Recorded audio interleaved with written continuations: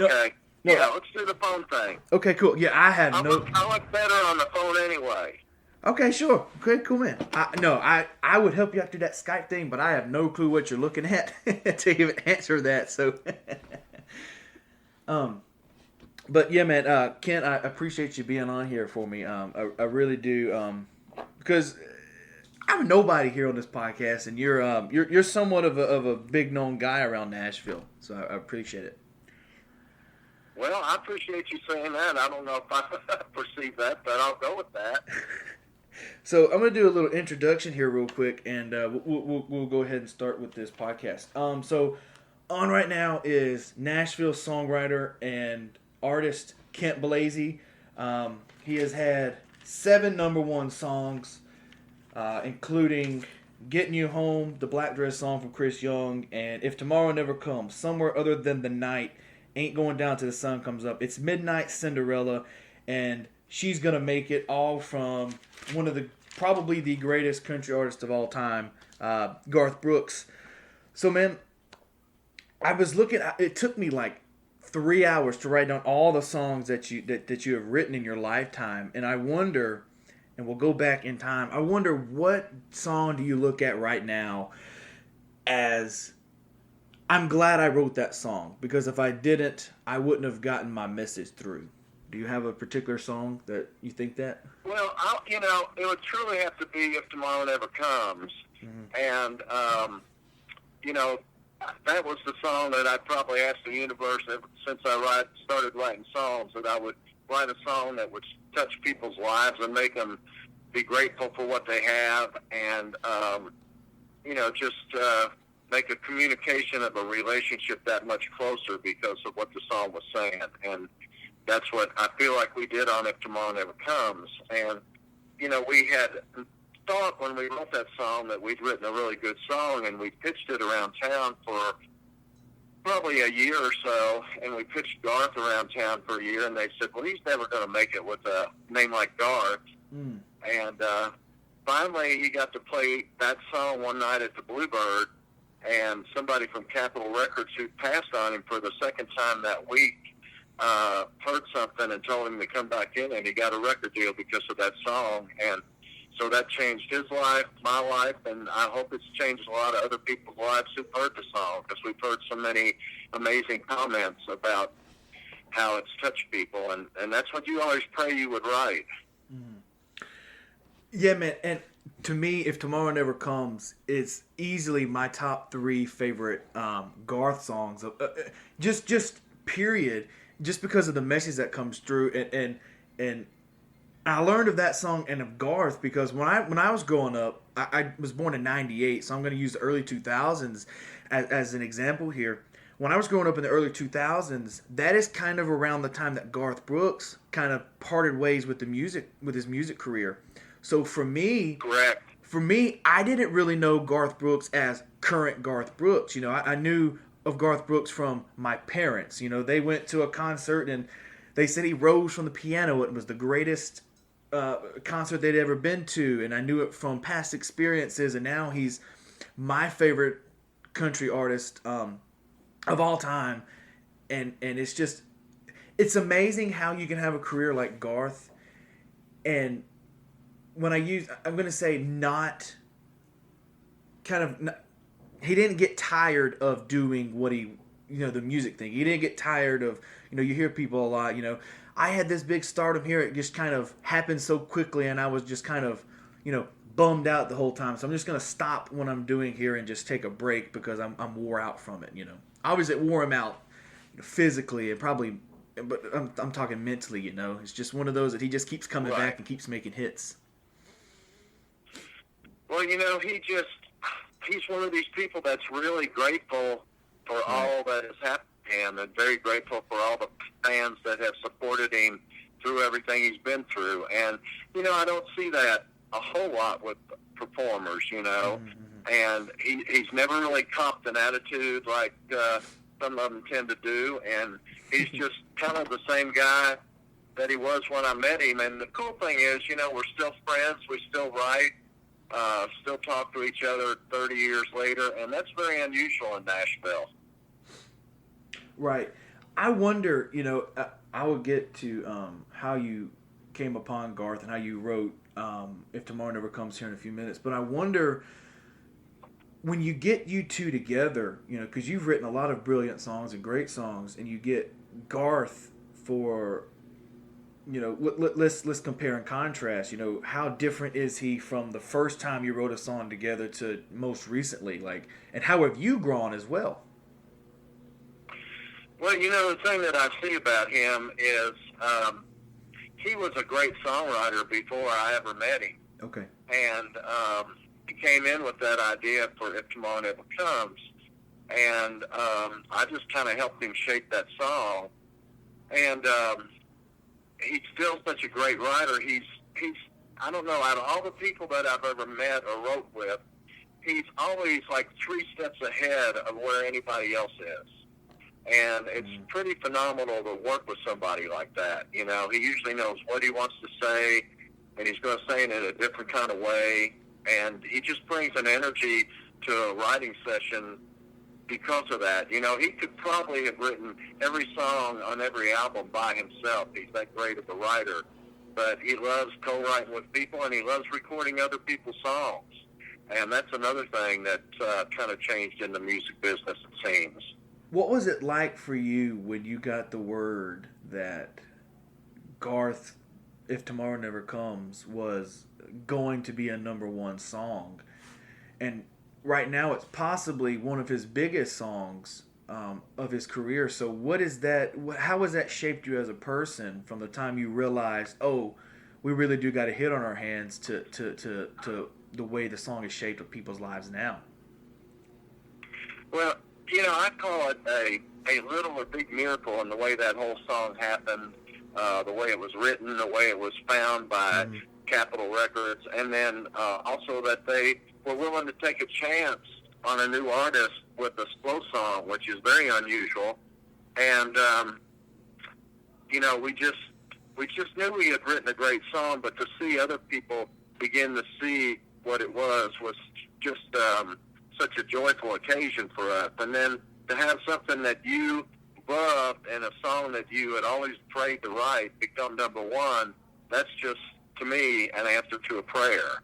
And just to see how that song has taken on a life of its own and reached people like you, your age, that's, people come up to me all the time when I'm doing shows, and they've got these stories, and they could be 10 years old or they could be 80 years old, but they all have a story about how that song impacted them. And that's a songwriter's dream right there, to have that happen. Mm-hmm. Now, I'm curious about, when you open up your own home recording studio, it kind of offered you like an option, or I should say, for your demos, and you're shipping demos out to these different places. So what was the start up of having a home studio? Was it always a dream to make music and you'd be your own boss? I guess you could kind of word it. Yeah, it was truly both of those two things. And, before I moved to town, I was already kind of doing that. I had a little demo studio, but it was just for me.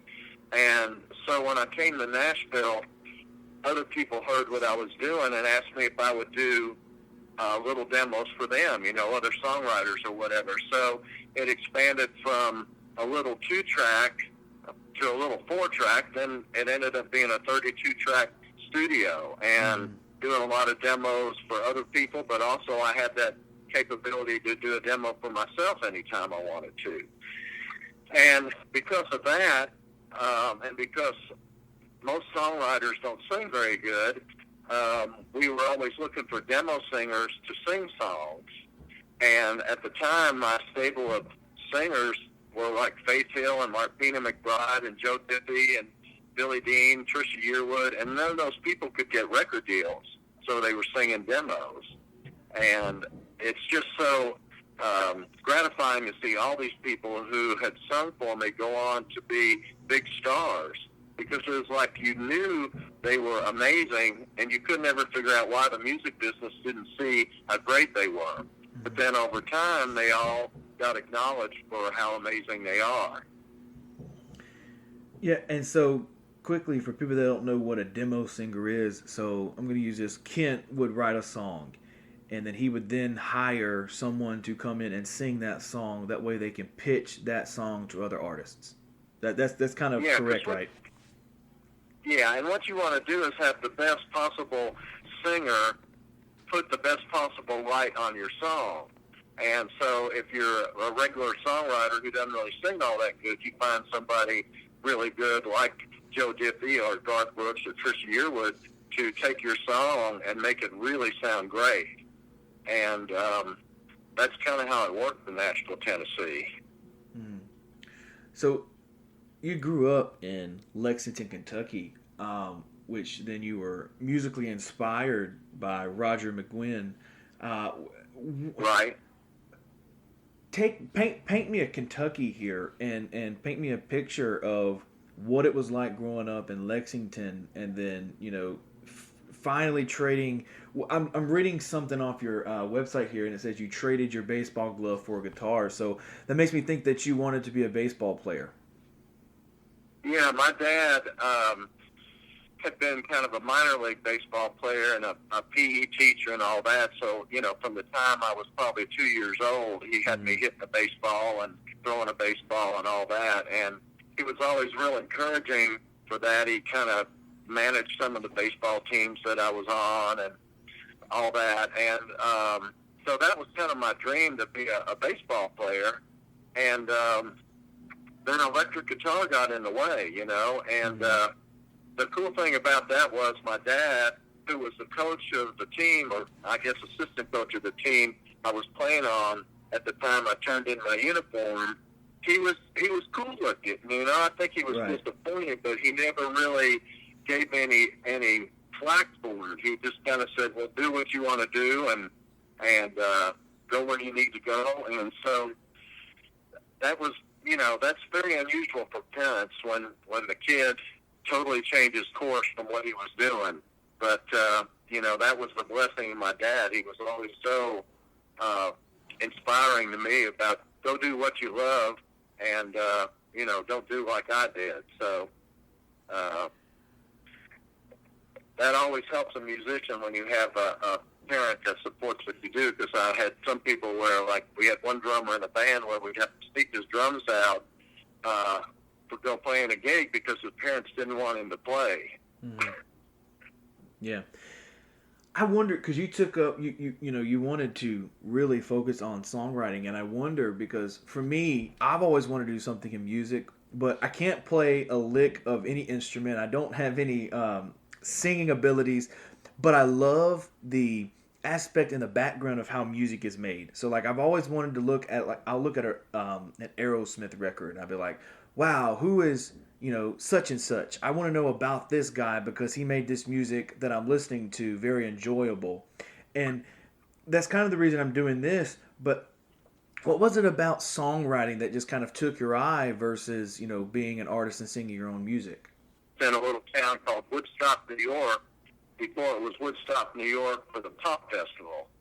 But growing up there, it was a tiny little town, but it was an artistic town. There were artists there were authors, there were actors. And so I would meet these people and say somebody had, you go to their house and they'd say, I've just written a book, do you want me to autograph it to you? Mm-hmm. Or you go to somebody's house and they'd be working on this huge painting in their living room. And I thought as a little kid, well, that's really a cool way to make a living. Right. So I always kind of gravitated towards the arts, and my sister was kind of the same way, because our parents had no artistic ability, but they were very encouraging. So my sister became a really great artist and photographer, and I instead went into the music side of it. And it just was one of those things where that taught me from the beginning that there were other ways of making a living. So from the time I'm maybe in high school, I was writing poetry and stuff like that, and got some of it in school magazines and stuff like that. So that's a little bit of encouragement. So when I got a guitar, the first thing I did was, well, I write words. Let's see if I can put some music to the words. So that's kind of right from the beginning. When I got a guitar, I started writing songs. Mm-hmm. And I can't say they were any good, but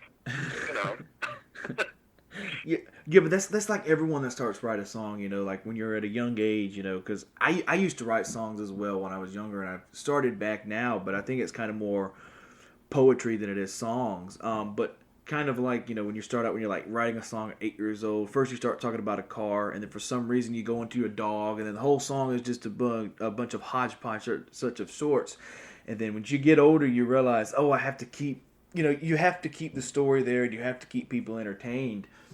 So, what have you gotten from the entertainment aspect of, because if I was to see you out, Kent, and I was like, oh, that's just a normal guy on the street, but you're obviously behind the scenes writing all these songs, and these giant songs for some people, and what is it like when you tell somebody, oh yeah, I've wrote this song and this song and this song, to see their reaction on their face? Because obviously, probably a lot of people think artists write their own songs. Right. Yeah, I mean, that's what you run into most of the time. They just feel like artists are the ones who wrote the songs and sang them. And that's, a lot of it's the case, and it's more the case now than it was maybe in the 80s or the 90s. Mm-hmm. But, sometimes they don't believe you. They just have to Google it and see if you're lying or whatever. But the one thing that I love to do is do shows where people want to hear the stories behind the songs. And then they're really amazed, because to me, every song that gets recorded and every song that becomes a hit has some magic to it, to have something happen. And so I've got some great stories on every song that I've written that has been recorded, and people love hearing that, because it's behind-the-scenes thing that you never hear any other place. Right. So that's mainly when I go out and tour, that's what I'm doing, is have the shows telling the stories behind the songs. So I'm curious here, when you had your home studio, you'd have names like Randy Travis or Trisha Yearwood or Joe Diffie or Martina McBride come in and sing your demos for you. Who were some of those, or just one or two of them, that just absolutely blew you away, and you're like, I can't believe these people doesn't have a recording right now, or a recording contract? Well, the one Randy was one of them that blew me away from the beginning. But the thing of it was, Randy was so country at the time. Country music wasn't in that country place at the time, and he kind of brought country music back to country music. Okay. And he kind of sounded like George Jones right from the beginning. But then the other couple ones that come to mind was Trisha Yearwood. I met her when she was going to Belmont College in Nashville, and back then she really sounded a lot like Winona Judd, but she was just an amazing natural singer. Mm-hmm. And then, Garth was like that too. And then the other one that I really remember was, when Garth got popular, I needed to find another singer to take his place, and so I found Joe Diffie. And I remember the first time I had him in the studio with me, and I had my headphones on, and he started singing, and I was like, oh my God, what a voice. Because I really didn't know what he sounded like. Somebody had just recommended him, and so I had called him up, and just to hear his voice coming through those headphones is something that I'll always remember. Yeah, and it's interesting to me because back in the day, back in the early 90s or so, you had like Randy Travis and Joe Diffie, and they had remarkable sounds. Like, you knew who they were once they come through the radio speakers. You had like Randy Travis, he has that "I'm gonna love you," that type of sound in his voice, and you knew, okay, that's Randy Travis. Otherwise, now you're kind of like, well, who is this new guy that's coming on the radio? And I wonder, how do you transition from writing from the 80s and 90s and probably the 70s to now this new age of different sounding type of country? How did you kind of transfer from doing the traditional sounding country to the now what they're categorizing as bro country? Yeah, it's really interesting, and I'm glad you brought it up instead of me. But I really miss being able to know who these voices are on the radio, because a lot of them just all sound alike to me. Yeah. And, they all kind of got that Georgia Southern thing going on, and they're all kind of singing the same kind of songs about, getting in the truck and going to the bonfire and all that kind of stuff. And so, I just really miss those voices that when they came on, like Trisha or Joe Diffie or, like you said, Randy Travis, you knew who they were. And it just brought a depth to me to the music that is kind of missing these days. Yeah. Personality. I guess that would be the word. And I would love to hear some singers come back where they really bring that personality to the songs they're singing. Mm-hmm. We'll get back to your personal life here in a few minutes, but I want to go over some of your songs here that you've written and try to get a little pat down on how those came about. So the one that comes to my mind first, obviously, If Tomorrow Never Comes, but would have to be Ain't Going Down Till the Sun Comes Up. And I wonder, when you were writing, you wrote that with Garth and Kim Williams, which Kim Williams has been part of a lot of the writing process I've researched and saw.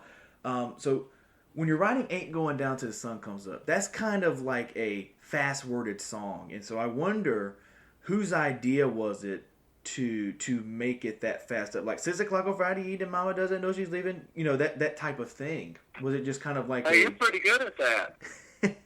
Appreciate that, man. I told you I've listened to Garth my whole life, man. Well, Garth, he's an amazing guy. He kind of, like nobody I've seen before, he kind of sees the future and aims for the future. Okay. And so he called me up and he said, I want to write a song with machine gun lyrics.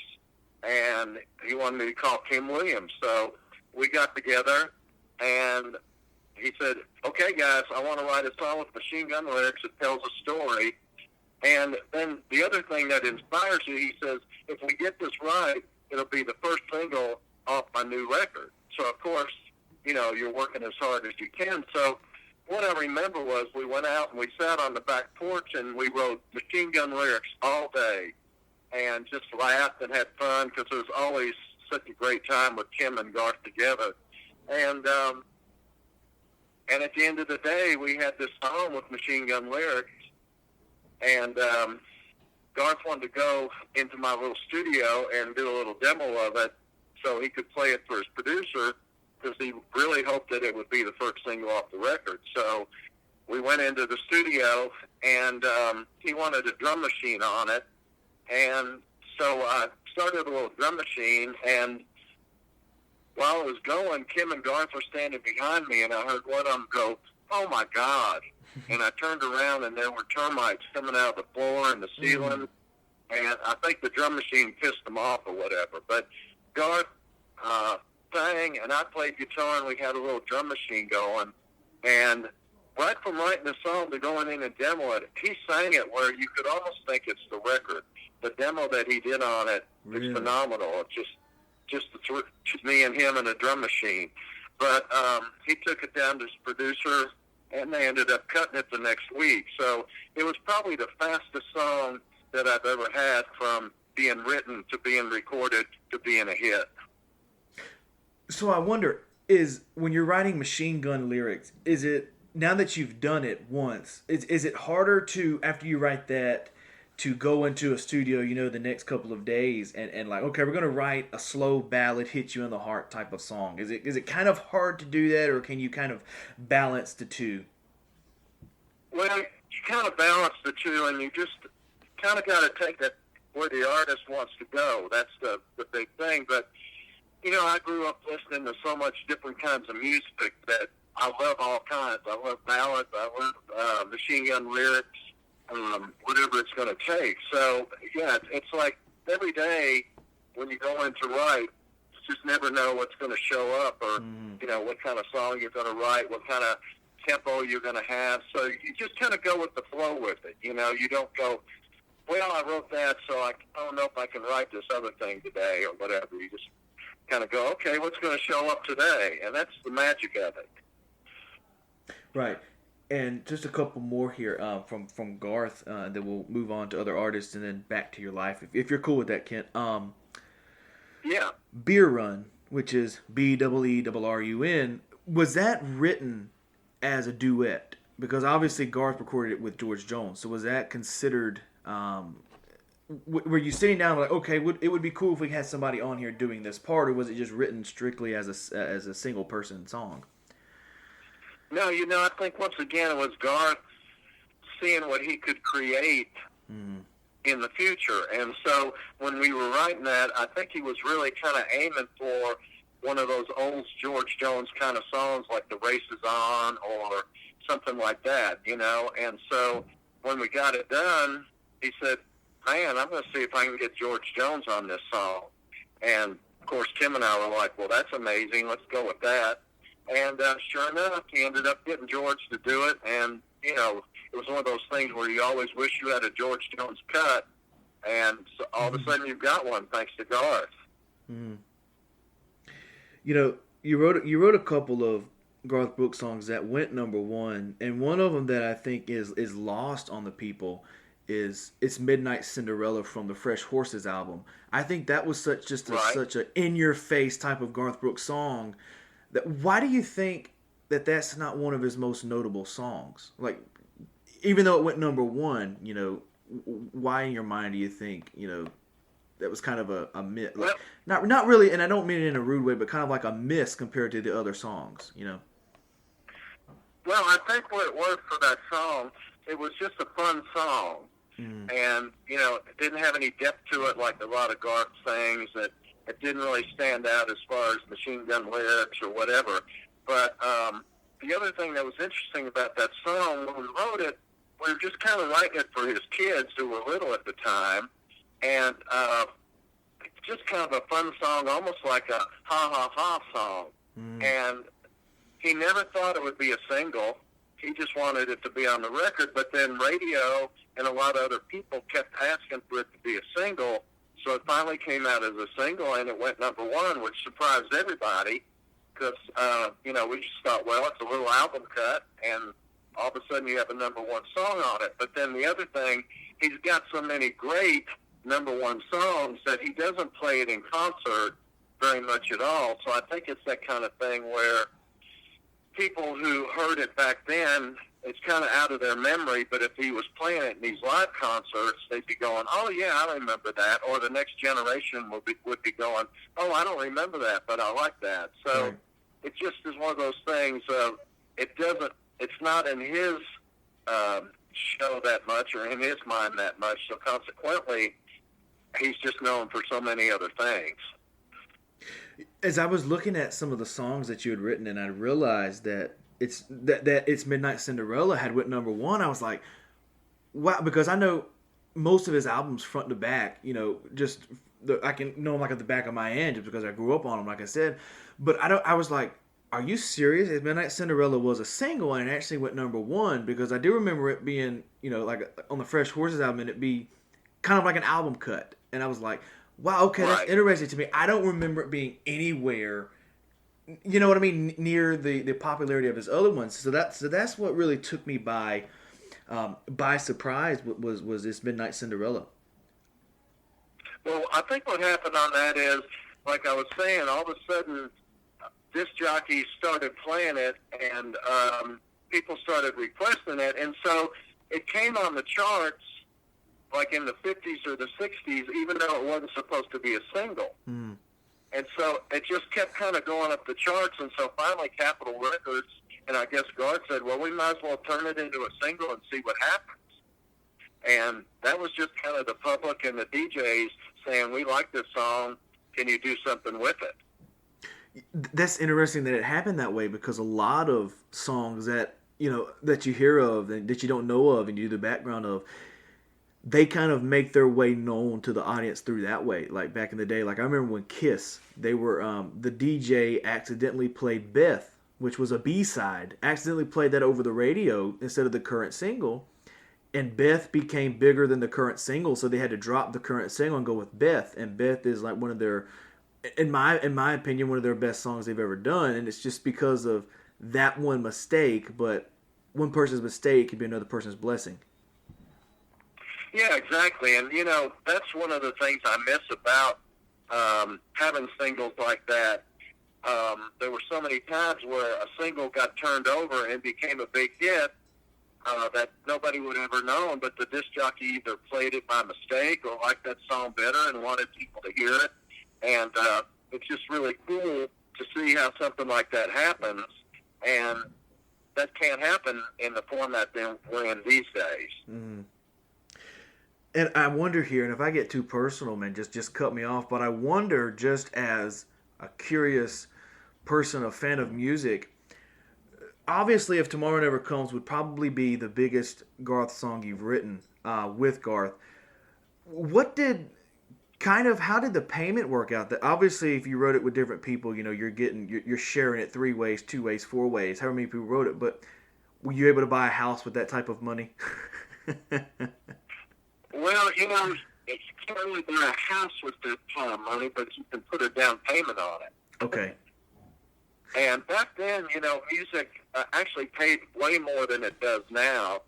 And, I don't know if you can even have a down payment on a house anymore with a #1 record. It's kind of gotten so crazy.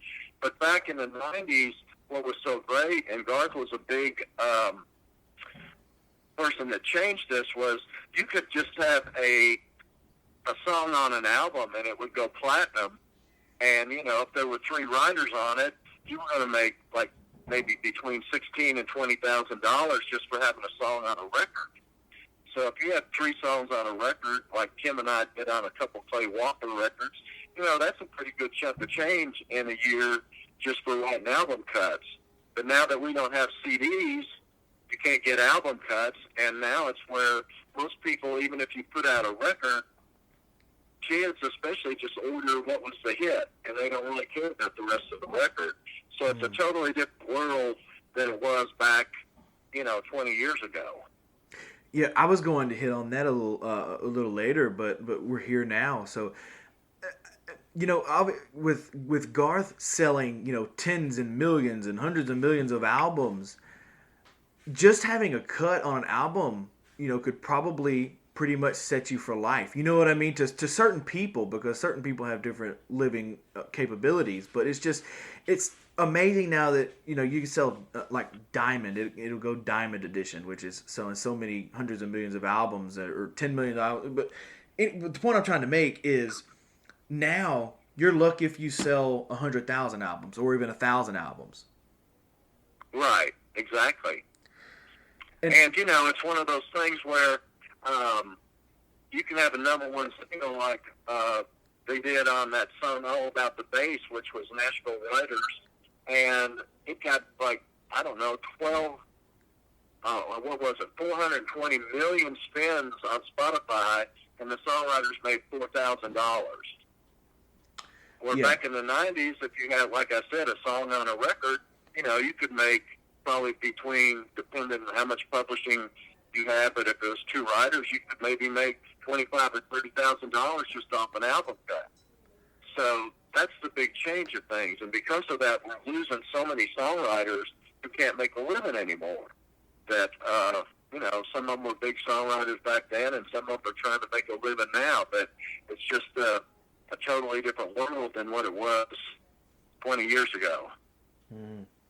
I want to get your take on this, because I often think about this sometimes, and it's like, we're going to use Billy Dean, for example, because I think he was known back in the 90s, but you bring him up today and nobody knows really who he is if you're talking to, my type of generation, unless you're a big music nerd like myself.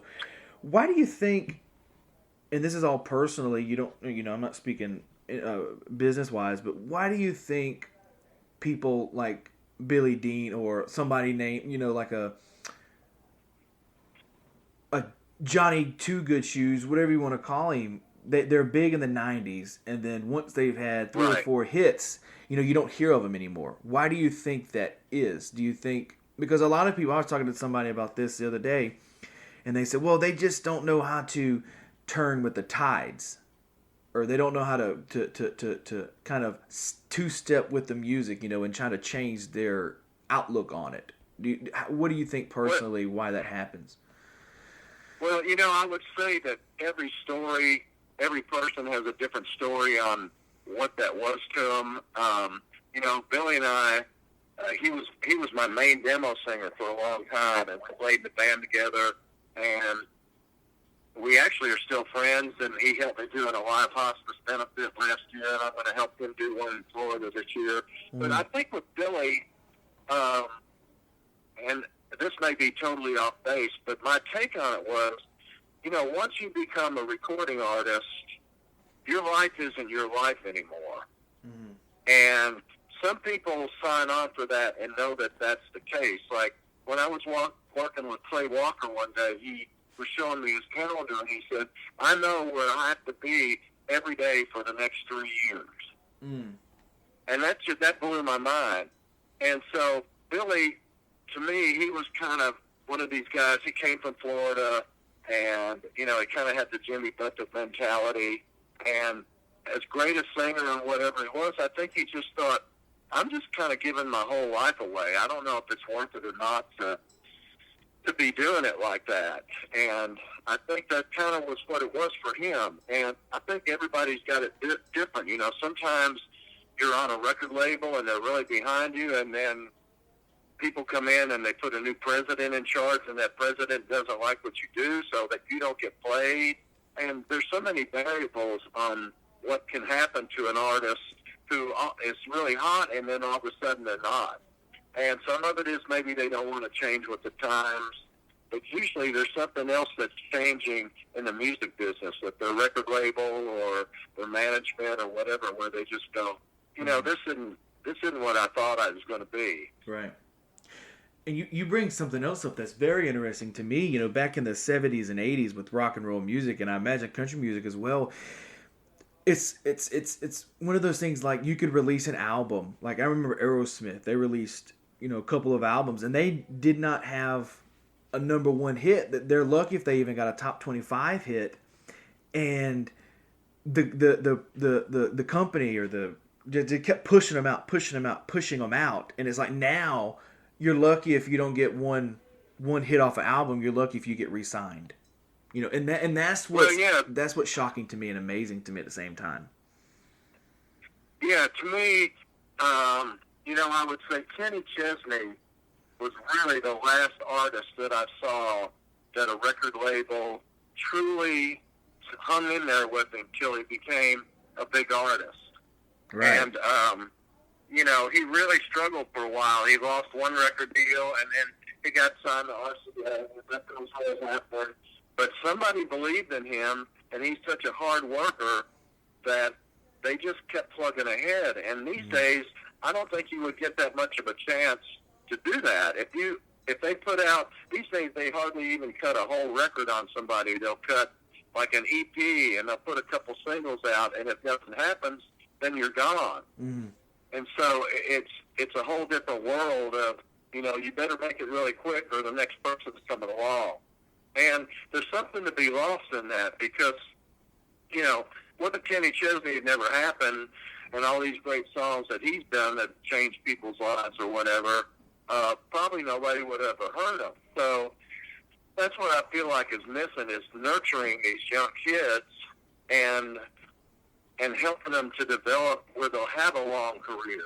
Mm-hmm. A lot of times now I see them forcing these kids to do what they want them to do, and the kids aren't really happy with it. And so after one or two records, they're kind of burned out, and then they get dropped. And so it's kind of sometimes it's a mutual thing. Well, I don't want to be on this record label anymore. They're not helping me. And the record label's going, well, they're not selling, so we don't want them anymore. And it just becomes a really weird thing where nobody really gets to develop the talent they truly are. Mm-hmm. Gettin You Home, the Black Dress song from Chris Young.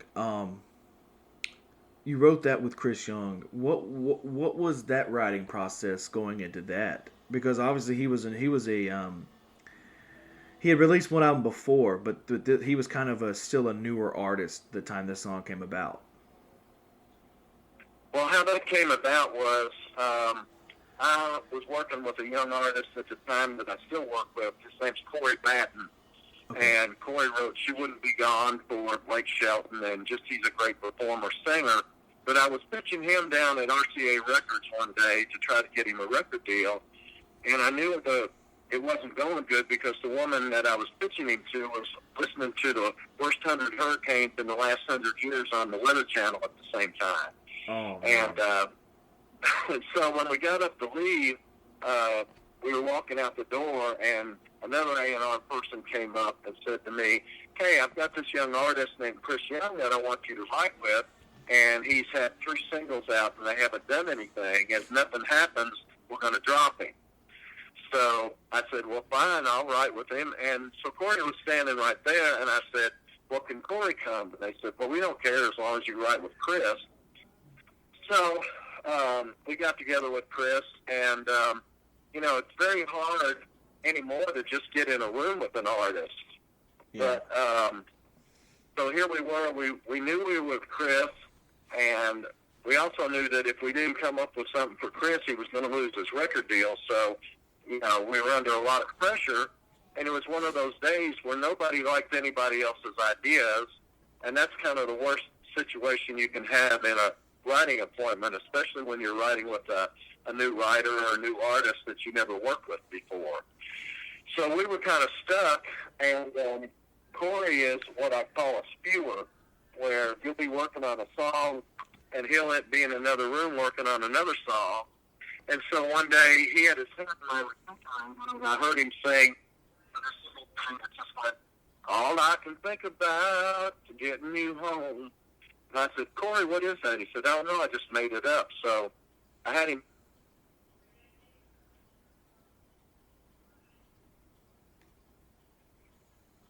That Corey had a few months ago, and so I found that and played it, and they both liked it.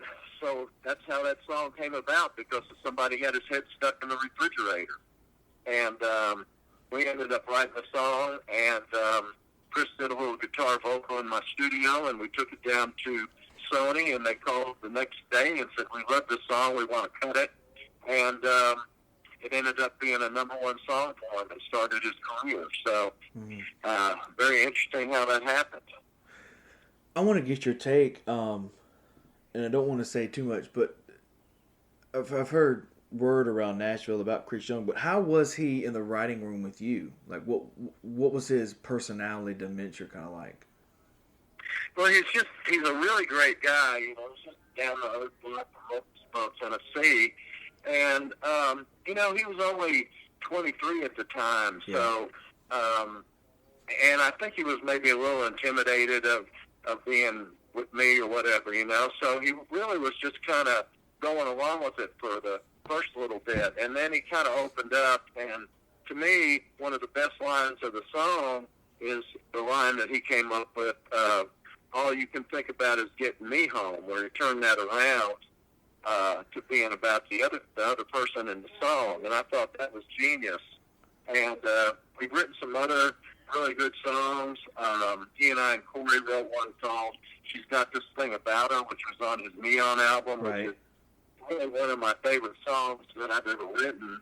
And, you know, he's really grown into being a writer and an artist, and he's just had an incredible voice right from the beginning that makes him sound different from anybody else. So I wish we still wrote together, but we don't. Mm-hmm. Is that what, like you said, you don't write together? Is it just because paths haven't crossed again since then? Well, I think what happens these days in Nashville that didn't used to be this way is once you start getting hot, then your record label or your management wants you to get with the people that are really hot. So, you know, I see people jumping around trying to get on the next new thing, and they kind of forget about the people that help them get going. And that's what differentiates Garth from everybody else. He had this little circle of writers, and he still keeps going back to those people now, you know, and they were the ones who really helped him create his songs. And I really don't see it that much anymore. It's like everybody's chasing the next new thing. Who's the hot new writer we can get with? Who's the hot new producer we can have produce us? And, you know, Garth stayed with the same producer all along. He's used the same musicians. He's used a lot of the same writers, and it seems like it's worked for him okay. And I kind of wish it was still that way. Right. What's the one question that you get all the time in an interview that you just know they're going to ask and you know the answer to right before they even spit out the question? Well, you know, the one everybody asks just about that you didn't ask is, well, do you write the lyrics or do you write the music? And, you know, in Nashville, it's usually everybody kind of writes both. Mm-hmm. You know, everybody's pretty well-rounded. And so that's the question that I get asked more than anything. Do you write the lyrics or do you write the music? And it's like, well, I aim to write all of it.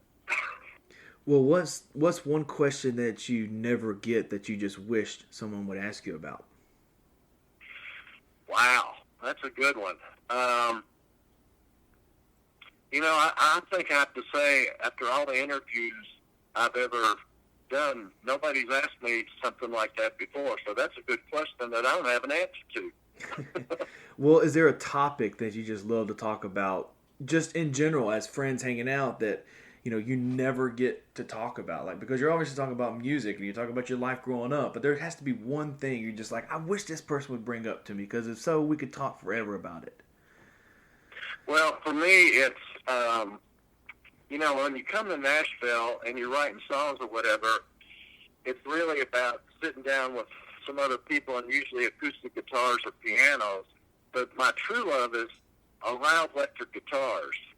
Mm-hmm. And so, you know, any chance I get a chance to talk about people about electric guitars and amplifiers, that's my true love. And I love playing, and I've got a rock band that plays where we do a lot of my Garth stuff and other things, and can turn up loud, stomp on pedals, and just have fun. And same like when I just went in and recorded a new album last month, and all I played on it was electric guitar. I let everybody else do all the wonderful things that they do, because that's really my first love, electric guitar. But when you're sitting in Nashville in a writing situation, people usually want just an acoustic guitar. And so what's happened is, when I go out on the road and do these singer-songwriter things with other singer-songwriters, I started where I take an electric guitar and an amp-along and a stop box or whatever to add just a different color to the rounds that we're doing. And it seems like it's worked pretty good, because it just adds something that people don't usually hear. Mm-hmm. So that's what I would talk about to anybody that wants to talk about, is electric guitars and amplifiers and pedals and all that kind of stuff. Well, man, I'm your guy. My first electric guitar was one of those, you know, the S101 guitars that had the eagle as the logo on it.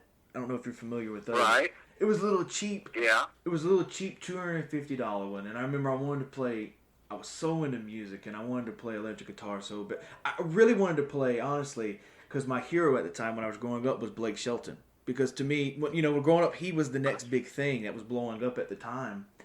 And he played an acoustic. And I wanted to play an acoustic guitar like Blake Shelton. And I remember the guitar teacher was like, look, it's so hard to learn on acoustic that you're probably going to give up. So it's easier to learn on electric guitar and then move to an acoustic guitar. Well, you had a good teacher that was telling you that, because that's accurate. That's why so many people give up. They get an acoustic guitar, and most of the cheap electric guitars play way better than the cheap acoustic guitars. And you can learn all the things that you might have your fingers hurting too bad on an acoustic guitar. So you had a great teacher. Well, what also amazes me about guitar is you have to have long enough fingers. Like, I remember my cousin wanted to do it, but his fingers were too short, and he didn't have the right hand length or something like that along with the hands, that he wasn't able to play because he wouldn't be able to, I guess, make the chords right.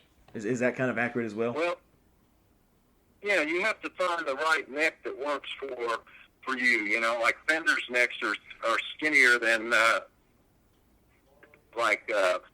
Fender necks are skinnier than just about any other guitar, but then Gibson made a lot of them in the late 60s and stuff. They had skinnier necks too, trying to compete with Fender. So I think those kind of guitars would be better for somebody with smaller hands. But then again, one of my favorite guitar players and friends is Steve Warner, who he's got little tiny hands, and he's probably one of the best guitar players I've ever heard in my life. So I think you really have to be willing to adapt and try to make it work for you. And a lot of people get frustrated really quick that they don't have really long fingers or whatever. But, you know, there are ways to get around that. There's smaller guitars and smaller things of boards and stuff like that. But then you got to check into all that and spend the time and spend the money. And, a lot of people don't have enough of either of that these days. So you just go on to something else that you like. What was it about electric guitars in general that just fascinated you? That's what I'm curious about. Well, Why was it the electric? And because a lot of youngsters and young boys especially, they want the drums. They want something to make loud bang noises. Why was it the electric guitar for you? Well, I think the main thing was, like you were talking about Roger McGuinn earlier with that 12-string guitar, that had a sound that nobody else had a sound like. And you were talking about voices like Randy Travis and people that Joe Diffie, you knew who they were. When you heard Roger McGuinn playing that electric guitar, that 12-string, you knew who he was. It wasn't anybody else who sounded like him. And so I think that is what kind of got me onto that to begin with. And then at the time, you had these people like Jimi Hendrix and Eric Clapton and Jimmy Page, and everybody was an electric guitar player that was very well known or that was setting new precedents on how music should be. So for me, the minute I could get rid of my acoustic guitar, which, like you said, played terribly, hurt my fingers bled, the minute I got an electric guitar, I was like, oh, this feels so much better. And I just kind of stayed with that. Yeah. And, it's just, you can make so many more sounds. You can make so much more noise. You can get stomp boxes that make it sound all kind of different crazy ways. And so that's kind of what influenced me, was just the added ability of what an electric guitar brings to anything compared to an acoustic guitar. My first guitar was an S101 left-handed black and white Stratocaster. And I remember, I still have it. It has no strings on it. I still have it in my closet with the belt that I made for a guitar strap, and I used a penny for a guitar pick. There you go. What was that was probably 7, 8 maybe. Yeah, somewhere along there. So right. What was your first guitar? Electric guitar. The first electric guitar I had, believe it or not, I think it was called a Kent guitar. And it was made in Japan, and it was really a piece of garbage too, because now if you're a beginner, there's so many more companies making guitars for beginners that play good, like Taylor especially makes great guitars for beginners, and even like Fender's doing that with these Flyer Strats and Mini Strats and stuff. But that first guitar I had, I probably kept it about a year, but it was one of those things where it played really bad and didn't play in tune and all that. So finally I was like, I got a Stratocaster, and that's kind of changed the whole thing for me as far as how it sounded, how it played, and after that there was just no turning back. So obviously when you're writing, you're playing guitar, you're obviously sitting around with an acoustic. But right. Now, when you're thinking of an electric guitar, you're thinking you have to have an amplifier. Now, do you ever just sit around without an amp and play electric guitar? Because obviously, if you ever do that, they kind of sound like crap. It's just they don't have that hollow, that hollow wood sound that acoustic does. Yeah, I don't sit around and just play an electric guitar, but now they've come up with so many cool little amps that run on batteries, and you can carry one into a writing room and plug in and play, or if you're at the house, you can pull out one of those and plug in and play without having to make a whole lot of noise and scare your dogs and all that kind of stuff. So that really helps. But, yeah, I just love stomp boxes and all that stuff. So if I'm bringing out an electric guitar, I'm going to have a stomp box at least with me and an amplifier that I can get cranked up a little bit. And but the ones that are so small these days that run on batteries, they sound pretty good, for just being able to take them into a writing room and bring a little different energy, a little different sound to a writing appointment than what 2 acoustic guitars would do. Mm-hmm. Well, man, look, as we wind down here, I don't know how much time you have left, but I'm going to be very responsible here for your time. you have a new album coming out September 22nd. It's called Authentic. So tell me about this album. Is this the one you just mentioned that you recorded last month? Yeah, exactly. What? And so it's coming out this quick. It's amazing. Yeah, I have never had a project fall into place so easy as this has. It's just been really exciting to see how quick we got it done, how quick we got it mixed, how quick we got it mastered, how quick we got it coming out. And so it was just meant to be, but it was, what do you do in the middle of a pandemic? You can't go out and play. So I just started writing songs and decided, why not go into the studio and record some? And I was fortunate because so many people can't go out on the road now. I could get John Party's guitar, bass player, and drummer to come play, which was fabulous. I had never gotten to work with them before. And a couple other of my friends that are amazing guitar players and instrumentalists and stuff. None of them could go out on the road, so they're all there to go into the studio and help me create this thing. And it was just the most exciting experience I've had and the most fun. I think we cut 11 songs in one day, which is kind of unheard of. But everybody was just so itching to play and so happy to be playing with other musicians again that it kind of just turned into a magical thing of, hey, let's just keep going. Are we having fun? Yeah, well, let's just make another one. Let's play another one. And so by the end of the day, we had 11 songs, and then I had another song that I wrote about this 1920 Martin guitar that I have that's the picture on the album cover. I wrote a song for her, and then Steve Warner and I wrote a song, and he did the whole demo on that ended up being on the record. So before I knew it, I had 13 songs to put on a record. And I'm just so happy with it and so proud of it, and loved it that all my friends were on it, and we got to do this in the middle of not being able to play. You mentioned that your guitar is a female. Now, how do you tell the sex of a guitar? Well, there's some of them you just, they almost tell you they want to be named or something.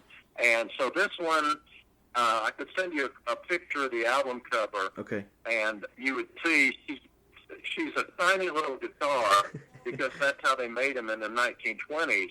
But somebody painted roses on her, on her body. So I immediately called her Rose, and she had kind of been left for dead when I found her. And a friend of mine who works at Goin Guitars in Nashville spent 3 years putting her back together. And so the song on the album is called Rose, is all about this guitar's life from the time she was born in 1920 until being able to be on an album these days. Wow, it's pretty cool to me. That's very fascinating. Now, I was looking at some photos of you, and you do have an acoustic guitar with a bunch of signatures on there. Now, right? Did you accommodate those signatures throughout your life, or did you buy it like that? Because I know some people that would just buy like a Willie Nelson signed guitar. Right. Now, what happened on that is that's not really even my guitar, but when I did a benefit with Garth at the Bluebird a few years ago for a live hospice. And what the Bluebird does is every January, every show, the money from the show goes to a live hospice. And so all the songwriters who do the show for a month sign the guitar. So they wanted to do a story on this live hospice in the Garth show or whatever. So they asked me to hold that guitar in the picture, and of course I was honored because, so many great people had signed that guitar. So that ended up being a photo that I ended up using on my last record because I just loved the way it looked, and I loved all these people that I love, or then signatures are on the guitar. So I wish I owned it, but somebody else bought it in an auction, and the money went to a live hospice, so I was happy about that. Have you ever seen something kind of like the guitar, that you ever been to one of those auctions where they're like auctioning off different artists' type of clothing or instrument played? You ever been to one of those? Yeah, I have. I can't afford any of it, but What was one of the most? It is kind of cool. What was one of the most interesting pieces that you saw at one of the auctions that you went to? Well, the most interesting piece that I've ever found is it wasn't at an auction, but it was at this little store in St. Louis, and I went in this little store and I didn't really see anything that really hit me. And when I was walking out, it was like this little voice said, "Hey, I'm back in the back here. Come see me." And so I went back in the music store, and up on the wall in the dark, on top of the door, which shows you how high up it was, like 12 feet up, was this guitar hanging up. And so I walked up to that guitar, and I said to the salesman, "Well, what is that?" And he said, "Oh, it's some old Barton that the woman who had it's passed away, and her family's trying to sell it. Nobody's played it for like 2 years or whatever." And so I asked them to get it down. And when they got it down, speaking of female names, on the headstock by the Martin name was Olive Gale. And so I said, "Well, was this Olive Gale's guitar?" And they said, "Yeah." And so my wife was with me, and she Googled obituaries in St. Louis, Olive Gale, and a picture came up of Olive playing the guitar in her obituary picture. So I had to get that guitar. It's like it kind of spoken to me. So I got it home, and once again, it needed a whole lot of work. So my same guy, he worked on it for like 4 months, and he finally got it done. And, most women play guitar very easily. They don't beat them up. And he said, "She just beat the you-know-what out of this guitar." And so I got it home, and all these songs started coming out of this guitar. And the first one I wrote was called Old Guitar, which you think, oh, everybody's written that title. But then I started thinking, it's the same initials as Olive Gale, Old Guitar, and Olive Gale, OG. And so all these songs started coming out of her. And so I wrote this whole album called New Songs from Old Guitars. And so when I would go around and do album release parties, I would take this picture of Olive Gale holding the guitar and tell the story behind this guitar. So actually Olive Gale was living again, and the guitar was living again. So I just thought that was like the coolest thing. And it's a magical thing you can't explain.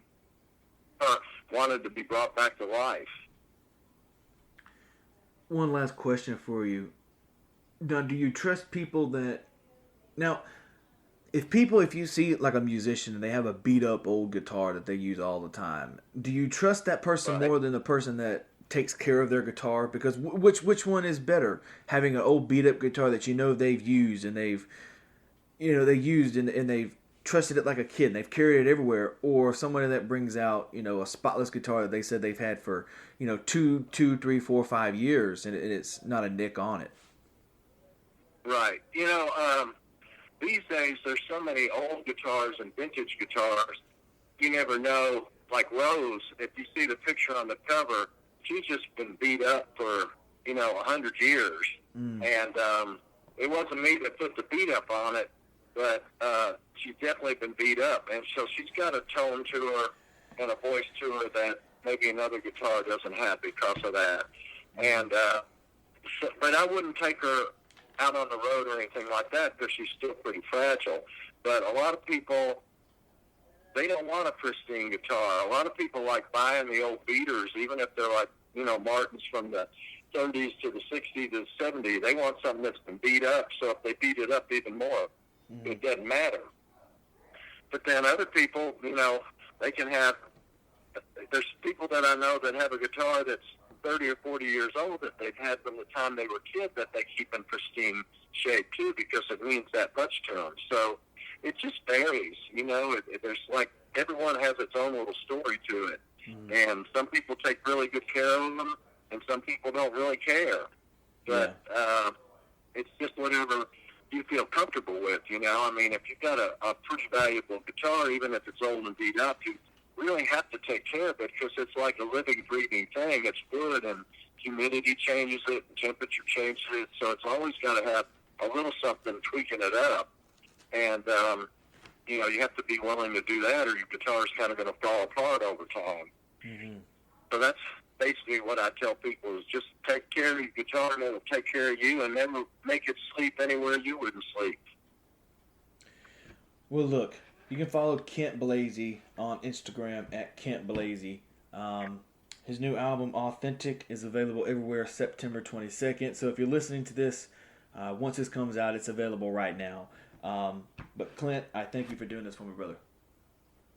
Well, thank you so much, and it'll be on all the platforms because I don't get to look at my Instagram account all that much, but it'll be on iTunes and Spotify and Amazon and all that too. But thank you for your time, and thank you for your great questions.